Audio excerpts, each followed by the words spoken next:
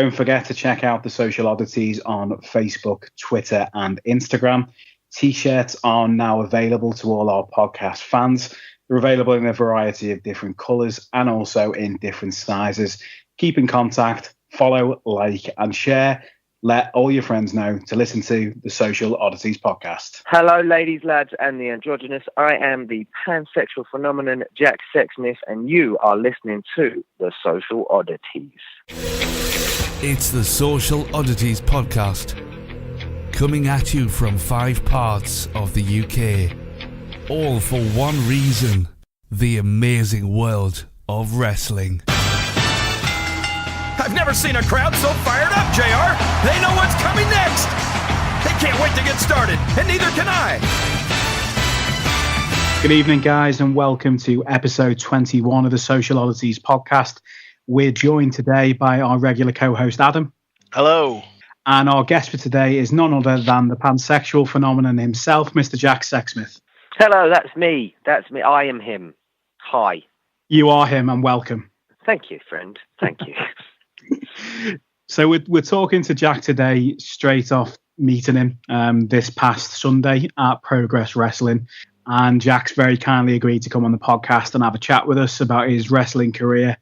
Adam's got a few questions from fans which we've put together, and I think how we usually start things off, Jack, if it's okay with yourself, maybe if you can just give us an idea of your background and how you've got into the marvelous world of professional wrestling. It is bloody marvellous, isn't it? No, I completely agree, friend. I just sort of never grew out of it, quite frankly. I don't think it was a particularly cool thing to like when I was growing up. It was far harder to admit to my family that I was a wrestling fan than it was when I was pansexual. But we stuck with it. I got to a point in my life when I went, you know what, you need to be active in the areas that you're passionate. And I just threw myself at it, yeah. So a few years of hard work, and Jack Sexsmith was born and making his debut in Progress. How did the Jack Sexsmith character come about? I think at first, I just... so the first thing, I was at PROJO, and Briley had seen enough of me and gone, yeah, we want to use you for an endeavour. And I've gone, okay. And he goes, so what persona are you going to be doing then? And I said something along the lines of Sam Sparks, happy-go-lucky, generic blue eyes. And he went, that's the worst thing I've ever heard in my life. And I was like, okie dokie. He can be very cold and cutting when he wants to. So he said, you got anything else? Because I'd like to use you, but if you haven't. And then I knew I've always been pan, but I wasn't quite confident about showing that, particularly in the wrestling world at the time, being so young with it and green and insecure. I wasn't sure quite how much of the real me I wanted to come through in my wrestling character. But I said something about, I think I just listened to a song by Ron Sexsmith and went, Sexsmith's a funny name, isn't it? And he went, yeah, it is. And he went, I went, what about Jack Sexsmith? And he went, yes, let's do that. And in time, I let the real me shine through more and more and more. And here we are today. Comedic, insecure guy who would utilise your sexual insecurities in order to capitalise to a more of a LGBT ambassador. Okay, excellent. Well, that's a story arc, isn't it? That's a weird progression. Very good one. It's a very good one as well. But yeah, I think you've obviously touched upon very early on in the conversation, and I think a lot of us would like to know a little bit more. Do you want to maybe tell people who might not be aware of Pan, and what it's all about, and obviously how that's affected yourself in the world of wrestling? So pansexual is not being strictly attracted to the binary settings of gender and sex, as opposed to strictly being drawn to people who are male or female. I'm quite drawn to people who identify in all other ways. So that would incorporate transgender and people who are non-binary and fluctuating in that regard. It's a very kind of interpersonal thing for me as well. I'm attracted to people regardless of gender, is how I see it. That's my take on it, and it helps me quantify who I am attracted to and what I feel. But I find it to be a very personal label, because I don't like these labels in truth. No, certainly not. And so you've maybe bracket yourself as both a lover and a fighter. Yeah, sure. There's another one to go on the bloody prefixes before you're announced, isn't it? Pansexual phenomenon, right. lover not a fighter, sexually frivolous, morally ambiguous. Keep them coming. I'll be David Starr by the end of it. 100%. We had David on last week, and he reeled them off to no end. He's very, very good. He just knows them, doesn't he? He's so proud of them as well as Dave. Yeah, we were having a chat with him about maybe a moniker that he wanted to take on board, and he was thinking about maybe the Nature Boy. Was he? Yeah, no. It could do with reinventing, couldn't it? You need a new modern wrestler to take that on board. It's always interesting to widen everyone's horizons, because, as you know, people may not be aware of yourself as a wrestler. I assume a lot of people listening today will be big fans of indie wrestling like ourselves. You've obviously worked for companies like Progress, and you've worked for other companies. Is it mainly in the South, or have you kind of spread further afield with your wrestling? At present, I've worked for Tidal, and I've done, and that's in Leeds, sorry. And I've done a show in Scotland before, and Progress has taken me out to Germany, and obviously up to Manchester for shows around there. So I've done hotspots within the country: Birmingham, Milton Keynes, Brighton, down at Riptide. But primarily at present, I'm based in the South. But I'm not going to let you too close to the inside. But things are set to change a bit for myself. I think you are coming back to Tidal in August 12th. Yeah, I think it's August 12th. Yeah. I'm coming up there. I'm facing off against Mr. Spike Trevay, kind of left-wing agenda versus right-wing agenda when it comes to me and him. Always fun, always something a little bit raw and honest there. I like those type of bouts. I think you were due to come in Tidal, was it June or July, but you got injured? Yeah, that was... you and Chuck, really moody. Yeah, you and Chuck. Chuck. Me and Mr. Mambo. We were set to go up there and face off in a tag match. But, I tore the bicep on the first day of Super Strong Star 16 against Gibson, and sadly put us out of action, that one. We had Chuck on a couple of weeks ago himself, and he hasn't quite taken on board our suggestion of carrying a full-size surfboard to the ring just yet. We have hoped he might use it as a weapon, but not quite yet. If you've seen Freedom's Road, I'm fairly confident that could have been a surfboard wrapped in, tinfoil or something, his time traveling device. So, maybe he has. Maybe logistically, it might be a bit difficult as well, I suppose. It sounds problematic, mate. I'm going to level with you on that one. Right. Well, with you working with Progress and starting out in the PROJO, who have you? I obviously know that you've had some trainers, like Jimmy Havoc was involved in some part of your training. Who else has been influential in your training at the PROJO? I was myself, Mr. Eva, and Sebastian actually studied a few years before we got to the PROJO under Justin Richards, former FWA champion. And he was an absolute guru when it came to your catch game and working on your foundations and understanding why you did things. And I think having those sort of like the knowledge that come from establishing those things down heading into the PROJO was actually a really big deal. So Justin, I'll never overlook what he was able to offer me starting out. Then there was, Darrell Allen was a massive thing. He's quite possibly one of the best technical wrestlers anywhere in the world today. I wouldn't be surprised if that was the case at all. I genuinely believe he can do anything at all. Eddie Dennis was a big part, and he was my first singles match as well. So he's helped me grow. And actually, I went to a seminar that the Rockstar Spud took, and it completely changed the way I saw the game, and that I'll always hold dear. That one, that's put me in good stead to get me to where I am now. So yeah, I've been quite lucky with the people I've been able to study under. A lot of experience between a lot of those trainers there as well. Obviously, learning from people who've been there, done it on the UK scene and further afield must help a lot.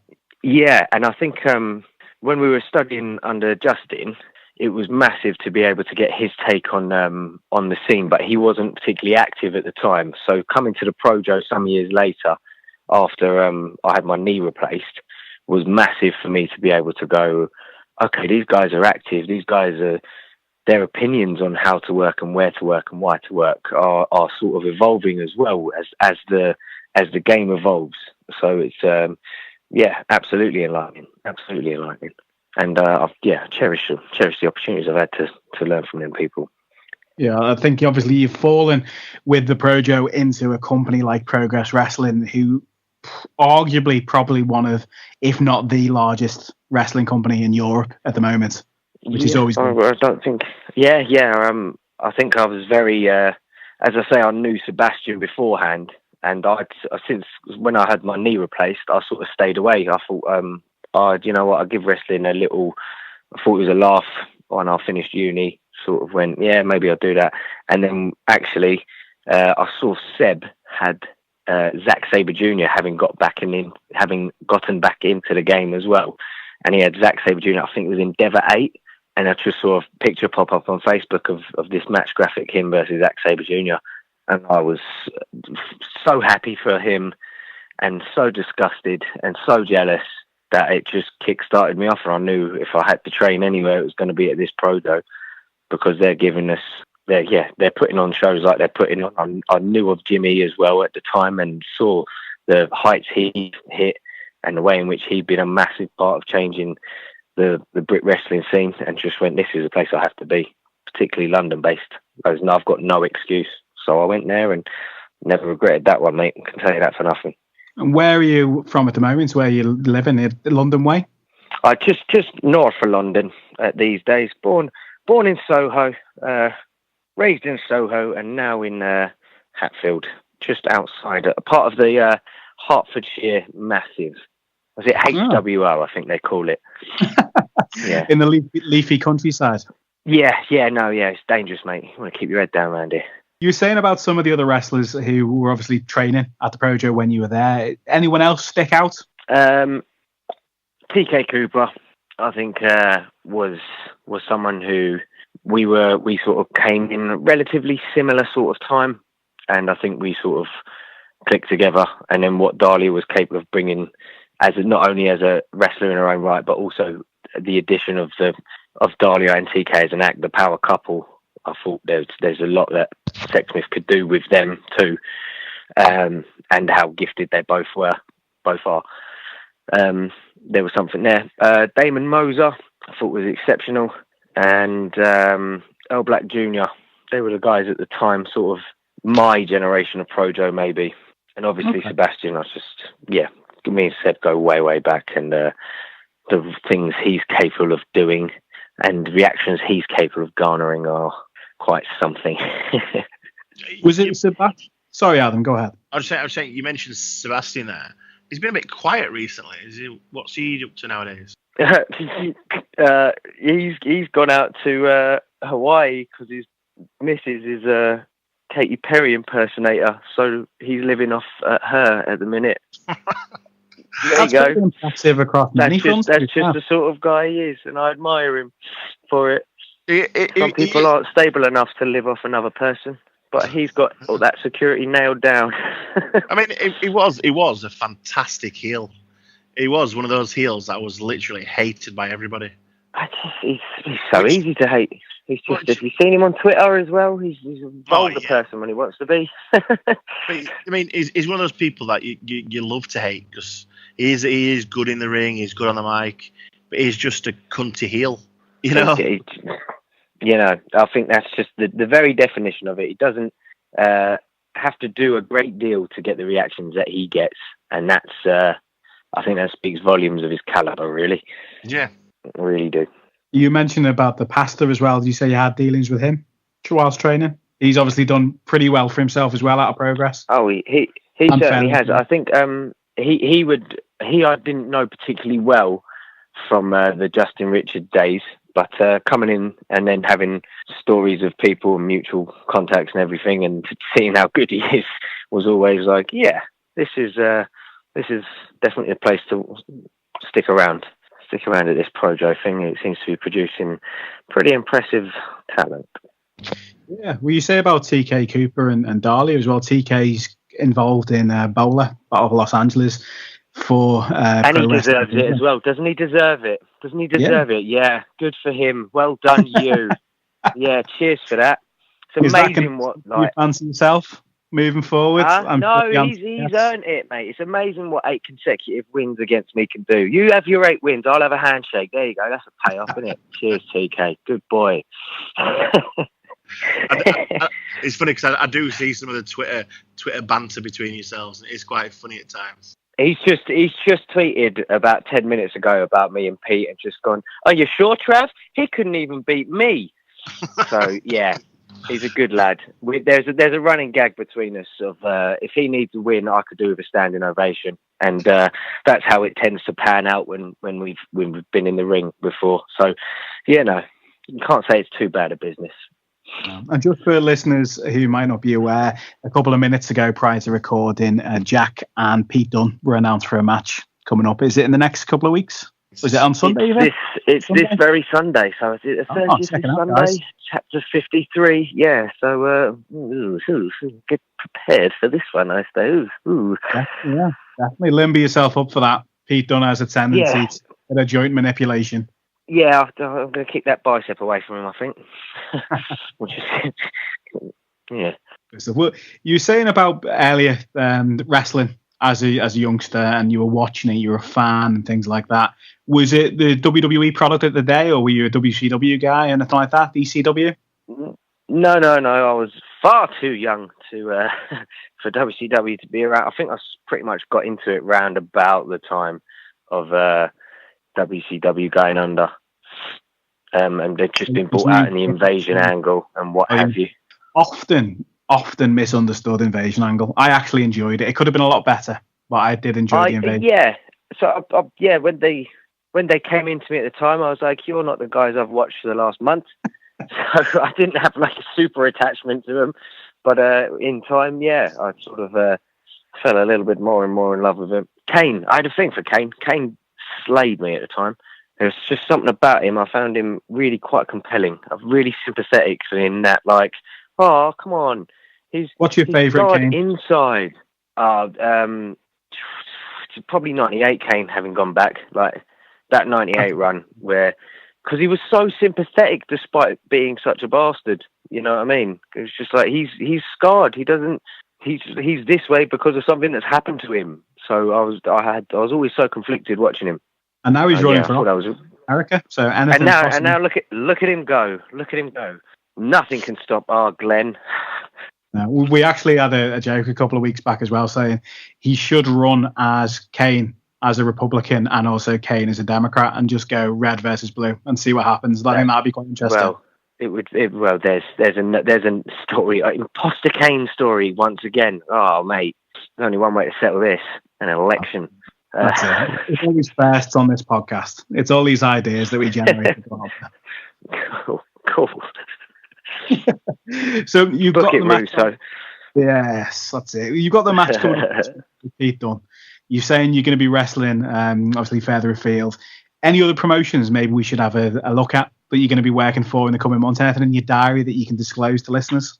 Riptide is kicking right into gear, actually. They did their first show a few months ago, and they've got their second show on August the 3rd, and they've tapped into a real market down there. Brighton probably hasn't received the wrestling that his fan base has deserved in that sort of part of the country, and the caliber of talent they're bringing down to this second show is astronomical. Yeah. Marty's there, bit strong styler there, Cabana's there, my boy Joey Ryan's there, and I'm there, obviously. I was talking to the guy on Twitter, the guy who runs Riptide, and I mentioned to him before the first show that they should obviously do a show up north. Obviously, he's not going to do that. So we mentioned doing it on a weekend. So now he's doing it on a fucking Thursday. So we can't get out. Yeah. No, he's I believe there's a show set to be run on a weekend after this August one. Yeah, he has. So, he has he has sent me some dates for I think it's October or November and December.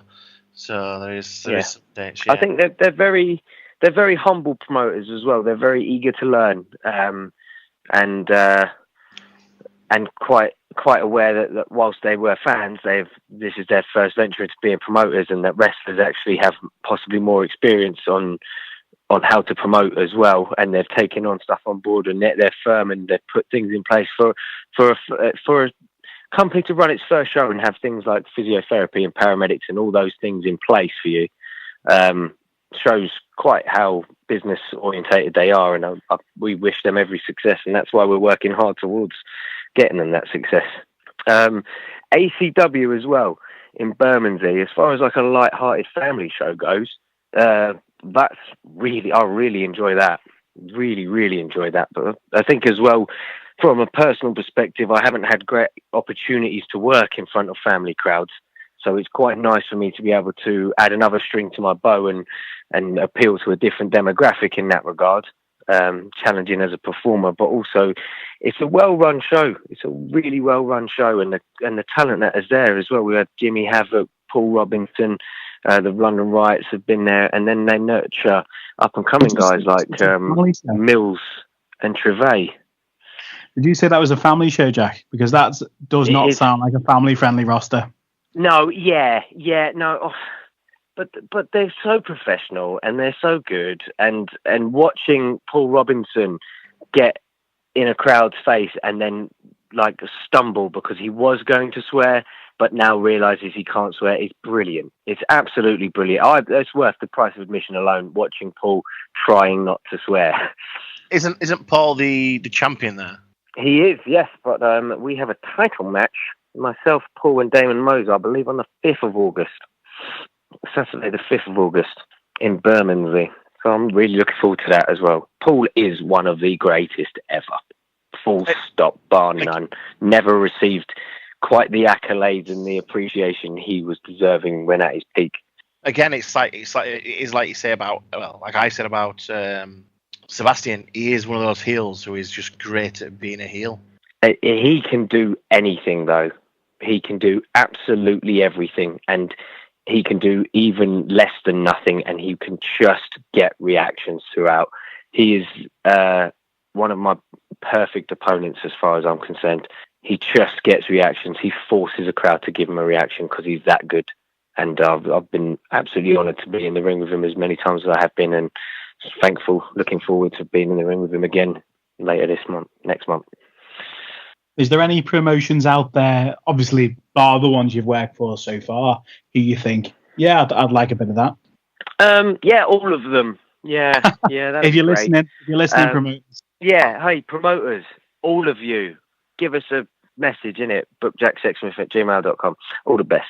I made my Attack debut the other day, and that was fantastic. I really enjoyed that. I really enjoyed the feel of that crowd and the feel of the backstage there, and that was awesome. So if that looks to expand, that'd be fantastic. Fight Club Pro would be sensational, and seeing the guys coming through there as well, the up and coming talent through there as well, would be pretty special to be a part of a promotion whose interest lies in developing talent.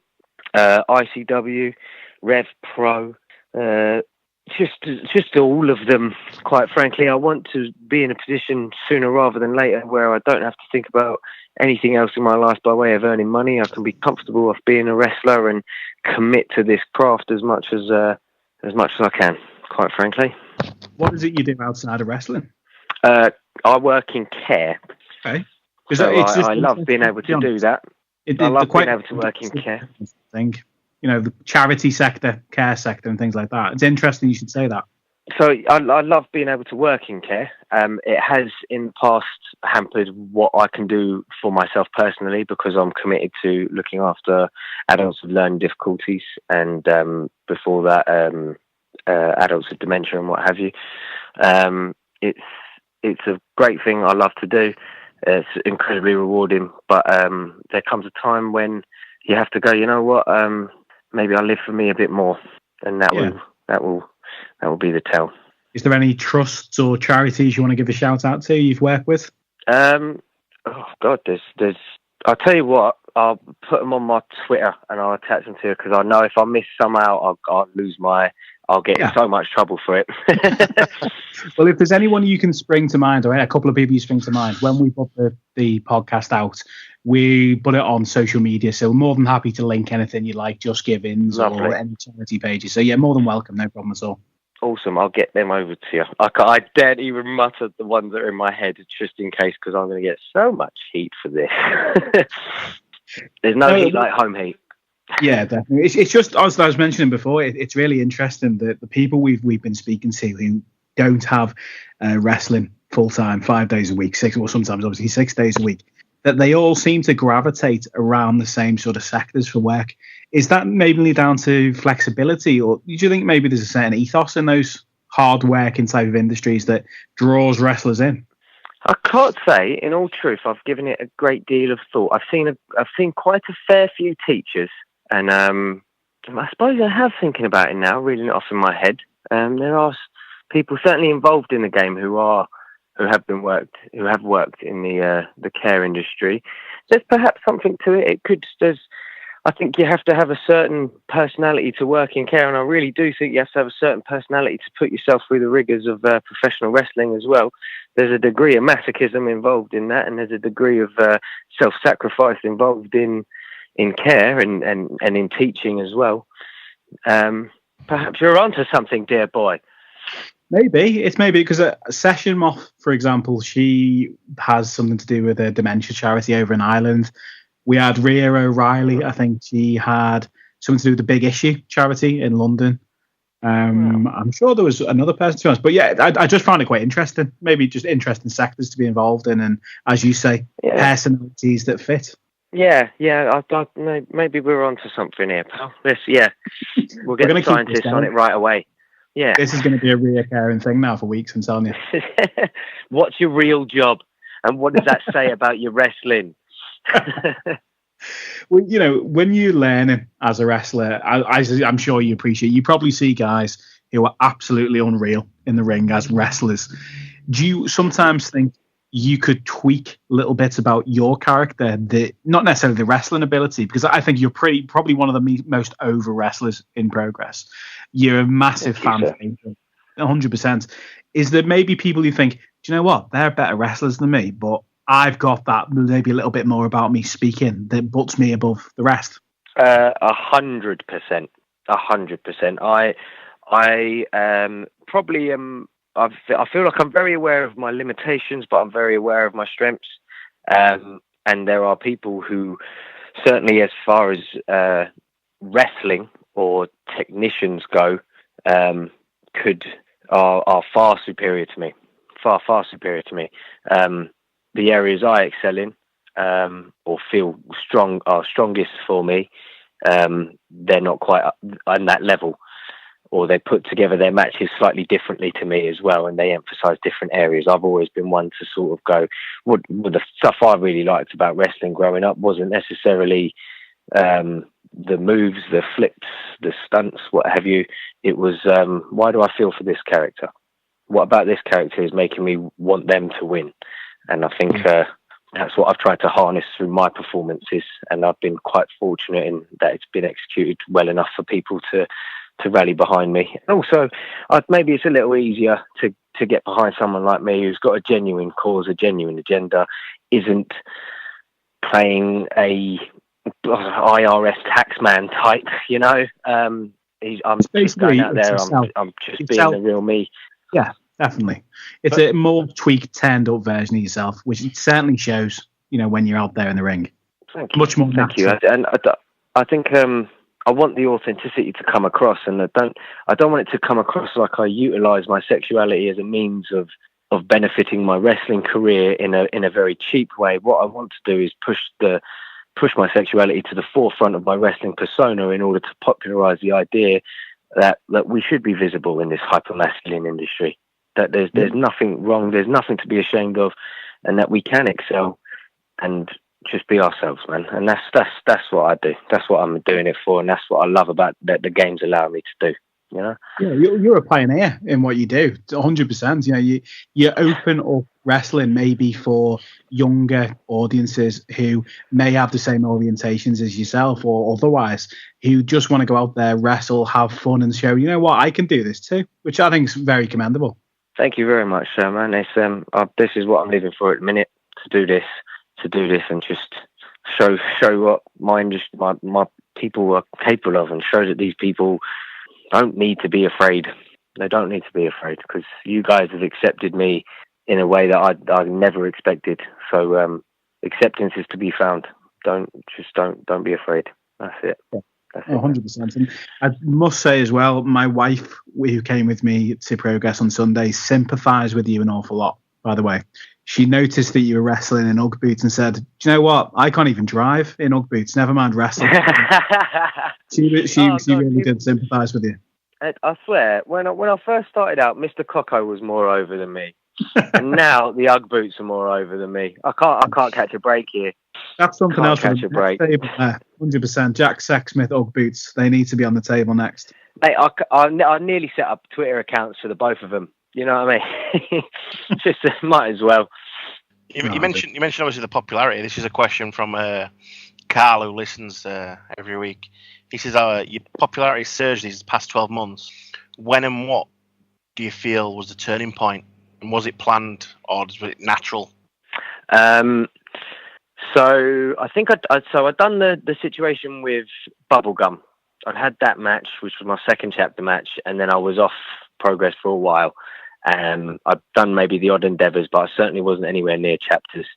And I suggested the idea that with the success Dahlia's having off the back of TK hitting and knocking out her opponents, that who would be more pissed off about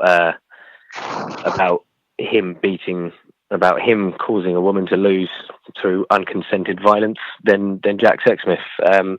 That was a turning point of sorts for me. But I think when people as a fan base started to take notice, it was probably the tables match between the South Pacific Power Trip and myself and Roy Johnson, the shirt lifters. We received a standing ovation that day, and that was really, really special.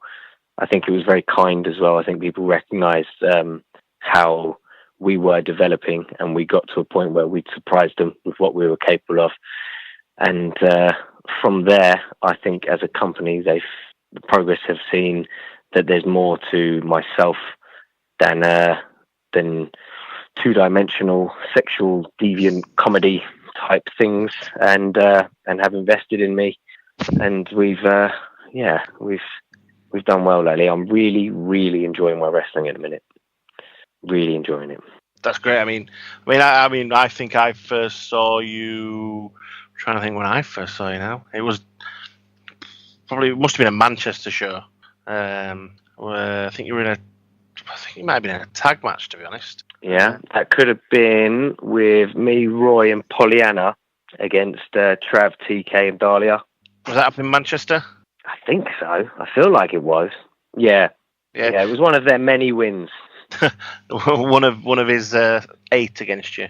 Yeah, they always pin me as well. It was a great laugh. Great laugh. So what you're saying about with Progress, and Adam's talking about going to some Manchester chapter shows, we'll also be going to Progress in Sheffield as well. It's good to see Progress branching out into different markets in the north, whether or not they decide to do anything in the south, but I think it's quite a big catchment area anyway. But the northern cities do seem to be getting quite a fair share of chapters at the moment. Yeah, it seems like they've gone, well, this Camden Highbury area was where we were able to establish a home. And that is where we'll run our monthlies. And then as often as possible, we'll run in, I think, is it every 2 months, something like that? They're running in Manchester. And then every 3 months at the minute, they're running in Birmingham or something like that. And then they're doing the odd sporadic Sheffield date as well. They're trying to get to you guys so you don't have to always get to them, you know. They're very aware that Camden was where they rose from, and they want to honour that, and the deal they've got with the Electric Ballroom and the reactions they're getting there. We know that place. Do you know what I mean? But there's nothing the Birmingham show has seen title changes I believe the Manchester show has seen title changes as well. There's nothing you're not. Yeah, there eventually you have to get to. You have to, and I think the company is aware now that it's not just a London promotion. It's a great British wrestling promotion, you know, and they're tapping into that. Could be a North American promotion shortly as well, with a sellout show. Well, they're branching.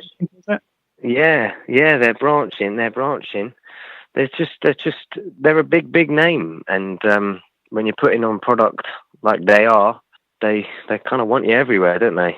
So fair play to them. Obviously, watching a WWE product, as you say, when you were younger, thinking there's a British company that does this.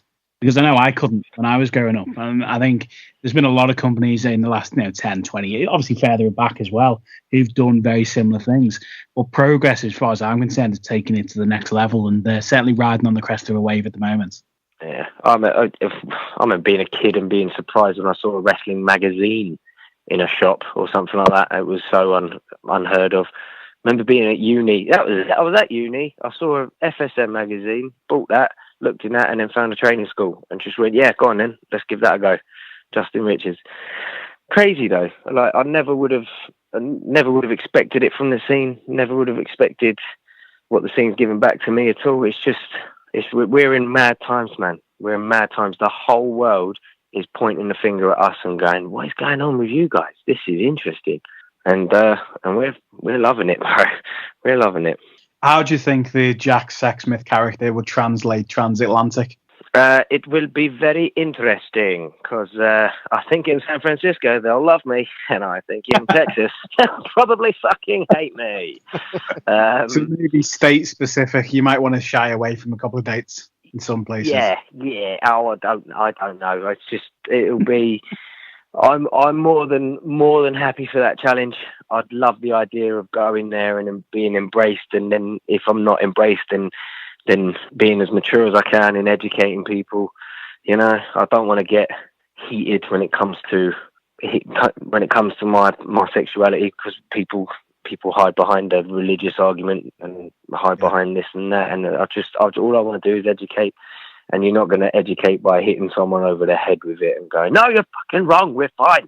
You know, you stand up for yourself, but you're not going to get results if you're aggressive with it. So just got to be strong enough, brave enough, mature enough, and handle that and represent my people right, you know? Yeah, I think that's something as well that, you know, companies like Progress and also Pro Wrestling Eve as well, for the maybe more feminist, in inverted commas, market, where they offer such a wide range of wrestlers and wrestlers who come in from all around the world to wrestle for them. They're putting a product out there which is, to be honest, is pretty much unrivaled for women's only wrestling. Be that even in the UK and further afield, it's certainly a much more open book for everyone. I completely agree with you, mate. I completely agree. There's opportunities for talent, and there's opportunities for social growth and social development. It seems so strange that what is it? Maybe 10 years ago, the atypical Brit wrestling fan base was sort of working class, low right wing, perhaps, and now it's like middle class left wing. We've talked quite a lot in the podcast today, Jack, about wrestling, and we talked about your fandom in WWE and working with various promotions. Let's learn a little bit more about you as a person. What's your musical tastes? What else are you into outside of wrestling? What makes you tick? You're all gonna hate me because I just like pop music. I'm a radio listener as opposed to an album buyer. When I was growing up, I used to be die hard into my Tyler the Creator, my Eminem stuff. But you mellow with age, man. So I don't hate Taylor Swift. I don't hate Justin Bieber. I'm so sorry, everyone. Taylor Swift. Everyone should love Taylor Swift. Well, Jimmy's made it really quite okay to like her. He is a big fan. But he has other cooler tastes. I just, I don't mind pop music. I'm sorry about that. Yeah.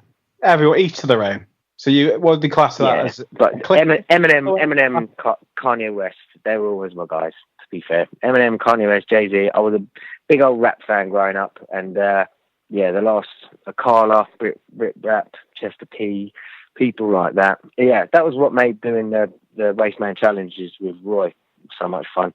because I did like my rap growing up. Did you do a bit of rapping in that one, did you? I did. I've done a couple of raps now with Roy. And, the first one I said some horrible things about Dahlia. Goodness gracious me. Oh, is that where TK turned around and just did 8-0 behind your back? Yeah. No. I think this was some time before, so it would have only been about 3 at the time. So you withheld the bragging rights on that one. That's fine. That's fine. So yeah, no, he saved that. He went just because 3-1 doesn't sound particularly great, so we'll wait till I get to 8. So he's done brilliant. Okay. Kudos to him. What about other things like movies and things like that? Are you a movie fan? Yeah. I'm going out to see Spider-Man when we finish this bloody interview. Christ, God. Oh, I know. We don't have drone on here. Don't worry. Yeah. No, I used to. I studied that at uni. It was filmmaking and radio production. That was what I did. Big movie guy. My favourite ever film. I liked. That's not a nice one to say. I like Pedro Almodovar, as you may have guessed. And like Gaspar Noé stuff. That was that's my artsy stuff. But then you gotta love your Avengers and your superheroes thing. You see the way the superhero genre has taken off lately, and there's no surprise that the wrestling industry has taken off vicariously through it. If you know what I mean, good guys versus bad guys. We just want to live through you.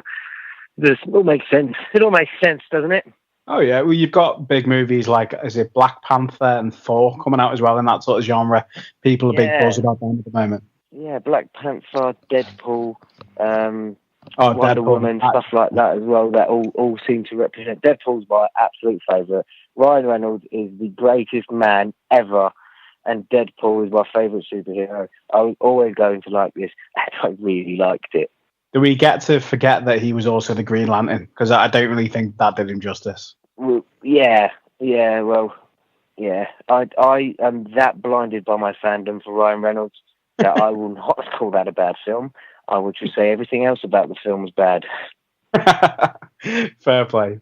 So you're going to see Spider-Man? The Van Wilder. The Van Wilder character. Oh, that was good. That just like, it has no right to be this good, but it's good. Why is it good? Ryan Reynolds, that's why it's fucking good. That's what it's all about. I'm sorry, I'm sound everywhere. So, Adam, have we got any further questions from any listeners who were aware Jack was coming on board? Yeah, I do have one from Carl again. He says, how do you feel WWE treat the LGBT community? Do you feel they've improved, and where do you feel they could still improve? Visibility would be a great improvement. I think America is such a big country. It's almost not a country, it's a continent in itself. It's so big. There's so many different tribal mentalities throughout that country. There's so many different ethos, there's so many different ways of life, that employing a figure as controversial as with their religious fundamentalism and tied in, maybe fundamentalism isn't necessarily the right term, but religion, their faith is tied into the very core of their ideals still, in a way that British mentality and European way of thinking has sort of moved on from. I just think it's going to be very, very hard to do, but all I would like to see is visibility. It's tricky for them because they travel live and do live action. It's not like a Will and Grace series or Importing Queer as Folk. It's not like that where here's an episode you can turn on or off. It's you're traveling and doing live performances in state after state after state after state, and hoping to build a narrative and a general communal feeling for a particular individual. And it has to be semi-two-dimensional as well to catch a casual fan. I think it's a really problematic issue, but I know all I want to see for the greater good is just visibility. It's just visibility. No, that's babyface, gay of any kind would be absolutely groundbreaking. I mean, obviously, and that's what I've tried to do. You mentioned that, but I mean, obviously, Darren Young is obviously openly gay, but he just doesn't seem to get a push, and I just don't understand. When they're over here, they make slightly more of it. There's the jokes about rainbow being his favourite colour and what have you, and you can see him. I don't know. He's just they're doing stuff like that. I just think America itself is actually quite problematic for them as a business to run with a character like that, and I just want to believe that one day they'll be strong enough and bold enough to do it. Yeah. And I mean, it's Goldust was probably and whether that's me or not, I couldn't care. Whether that's with me or not, I wouldn't care. I just would love to see it for the industry, the industry that I love to watch, and the message I love to preach.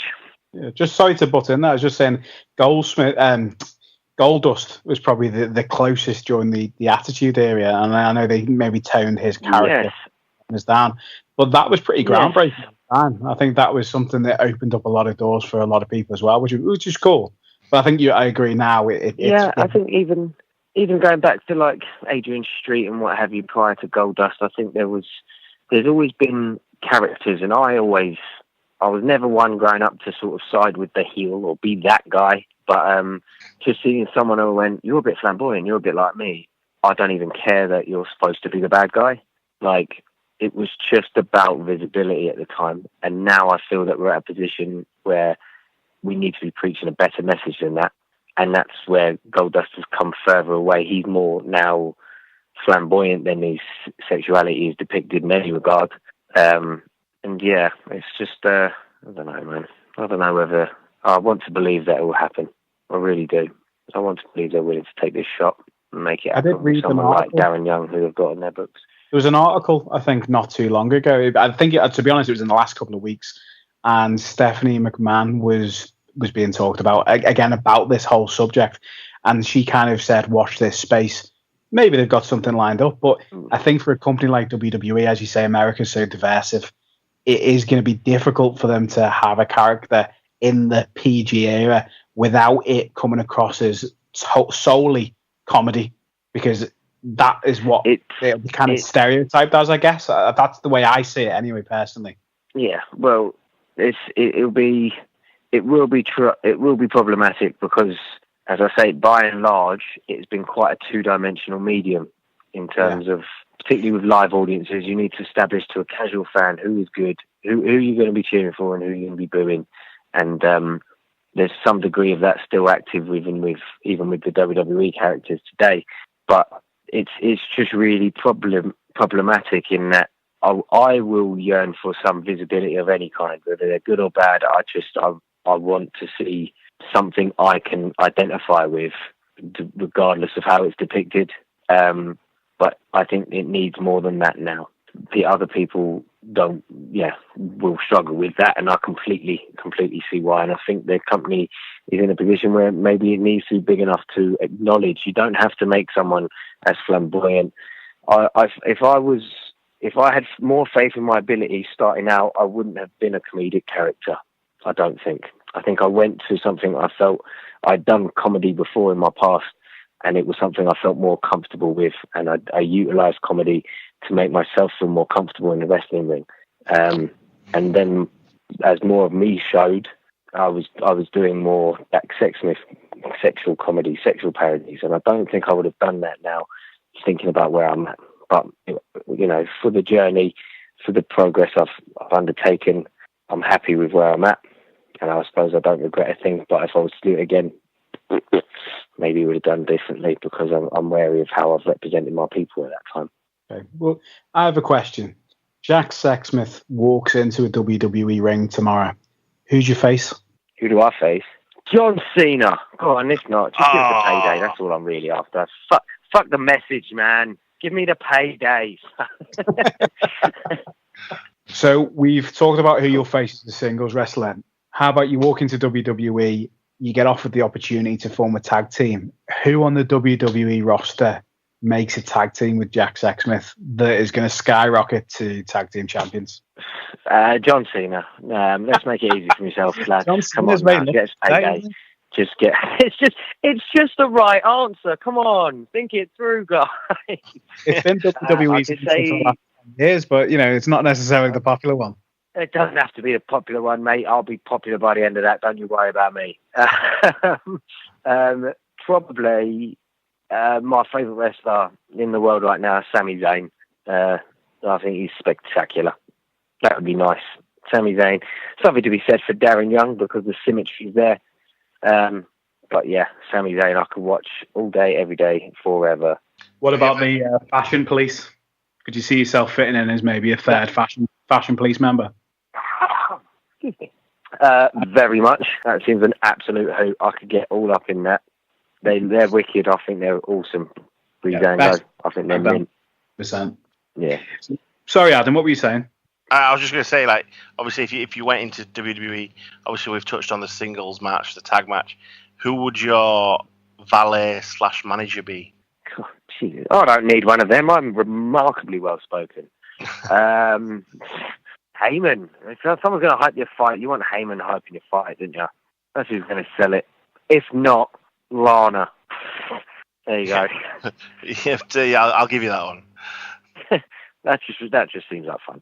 Yeah, Lana's coming over quite a bit at the moment as well. She's doing really well. I think she's giving it a real good go. I think, I've got a lot of time for her. Yeah, she just seems to get a lot of shit from the fans because she's not a wrestler and that. But I think she's giving it a go. She's got the audacity to try. She's got the audacity to come over here, be super charismatic, get super over, and then go, okay, then let me aspire to be better in this industry. Yeah. Oh, you're shit at it. Well, of course I'm shit at it in a minute. Give her some time. Yeah, I think people like maybe Eva Marie got the sharp end of that stick as well, unfortunately. Yeah, I loved the stuff they were doing with her before she come off TV. I thought she was a massive intro, and then I thought it was spectacular. Yeah, definitely. I'd love to see her come back and just see what they wind up doing. Actually, she hasn't actually been let go, I don't think. So it would be interesting to see if she does kind of curve back into the story sometime. Yeah, I'd love to see it, mate. Good stuff. Well, before we wrap things up, Adam, was any other questions that have gone unanswered tonight? One last question again from Carl. What did you think? Oh, it's a real big listener here and a real big question asker. He's going to get a thumbs up from us. Yeah, he is. He was actually asking, what did you, if you saw them, what did you think to the recent Ryan Smile tweet? I saw them and I commented on them, actually. I put out a sort of public statement about them, sentimenting that I think Ryan's comments were foolish, but not the intentions he made, not the intentions that came across from them. I think he was depicting a world of equality and no need to amp up people's individuality because we're all one, we're all human, we're all different but the same. And there's no need to exaggerate our individuality. I believe that was the impulse of what he said. I've spoken with him since, and he's apologised and assured me that that's how that's intended to come across. I know Ryan. We have a good working relationship. I call him a friend, and he is no bigot. He is no homophobe. He's a good man with a big mouth. He talks a lot of shit, but he's a good guy. And I know he didn't mean that, but it is dangerous to perpetuate them comments and the myths depicted within them, because I believe his comments to be wrong and false and dangerous if encouraged. And but that being said, as I say, I want to get it across. I don't think he intended what he said to come across as it did. I did speak to my friend about it, and we both did say that you can tell he didn't mean it. It's just the way it was worded. I think that's... Yeah, I don't, and as I say, I know Ryan. We get on well. He's not that guy. The way in which the comments read are very, very negative, and I've seen him. He's apologised on Twitter. He's apologised to me, and it was blown out of proportion. But when you read those comments, I can absolutely appreciate why people go, "That is fundamentally wrong. You've misunderstood the situation, and the things you're saying are dangerous and worrying," because that's how it reads. But it's hard. I'll defend the man, but I can't defend the words, if you know what I mean. Yeah, 100%, yeah. You're the best place to have people, obviously, to I hope I've articulated that. Yeah, 100%. I hope I've articulated that well, anyways, because it's a tricky subject. Yeah, it is a tricky subject. I think, as you say, you're probably better placed than a lot of people who maybe did pass comments on that on the internet. Someone who quite rightly could have took offence to it, but knowing the guy, you can quite rightly again turn around and say, you know what, big enough to apologise, draw a line under it. That's what it's all about. Yeah, and that's what I'd like to see happen anyways. But yeah, we'll see. He's a good bloke. He's a good bloke. Good stuff. Well, take the opportunity, Jack, to say thank you so much for coming on and having a chat with us tonight. I know we've taken you away from maybe your pre-ritual of watching Spider-Man, and you might now only be able to get a quick popcorn on the way in, but hopefully you've enjoyed having a chat with us today. I have very much. Thank you very much, gents. Really appreciate it. And yes, hopefully I'll catch you at a show soon, all right? 100%. See you soon, Jack. Thanks again. Take care, guys. Don't forget to tune in next time for more fighting talk. Please don't take that out of context.